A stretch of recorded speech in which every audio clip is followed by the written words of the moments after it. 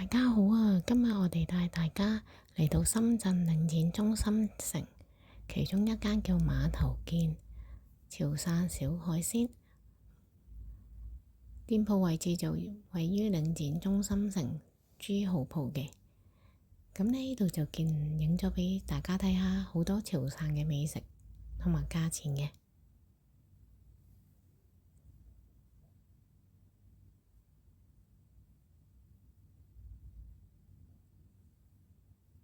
咁價錢就幾十蚊一份就已經有㗎喇。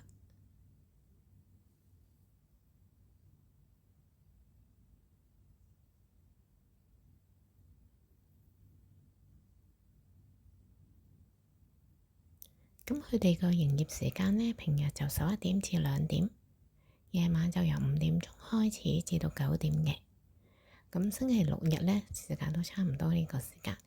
咁我哋夜晚呢5點鐘入場啦，咁啊未到5點就可以入得去。咁店員就帶佢哋入去個座位度啦。咁因為啱啱我哋第一位客人入去啦，咁所以入到去完全未有人嘅。咁可以好清楚影到裏邊嘅座位嘅位置畀大家睇下。裏邊嘅位置都幾多下，同埋個位置都幾寬敞嘅。咁呢就可以自己出去行去睇下啦，出邊有好多潮汕嘅美食擺晒出嚟啦，睇到個食材嘅新鮮度，同埋側邊有個牌仔呢。如果你覺得嗰款美食啱呢，就可以喺側邊個嗰個兜度攞嗰個牌仔出去就係落單嘅，幾得意咯！我覺得呢個方式。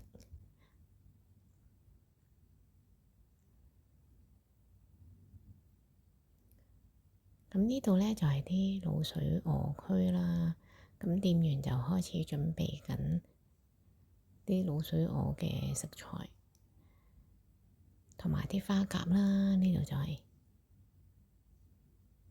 咁另外呢度就係海鮮區啦，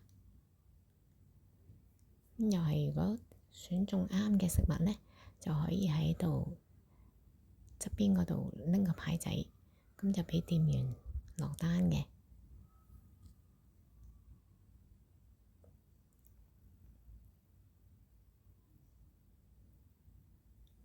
咁另外海鮮區啦，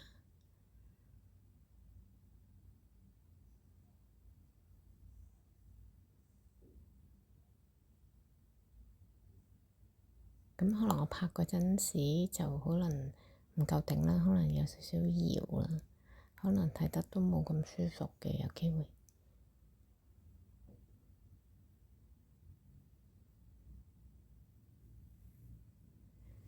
咁呢，今日我哋就點咗幾味餸啦，其中一味滷水鵝啦，咁個份量都幾多。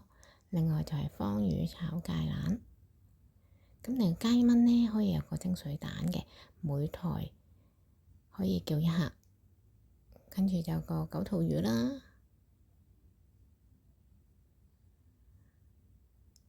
咁另外呢，加9個9呢，就有一杯手打嘅檸檬茶。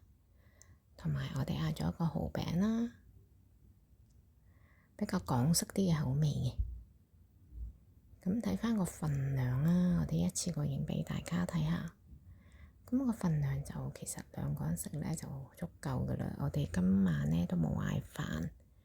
咁個價錢呢就 total 197蚊2個人嘅。咁亞灣100蚊人仔1個人。咁個價錢就好清楚見到啦，每味餸都係亞灣幾十蚊一味到嘅。咁茶錢就5蚊一位。好啦，今集同大家分享到此，拜拜。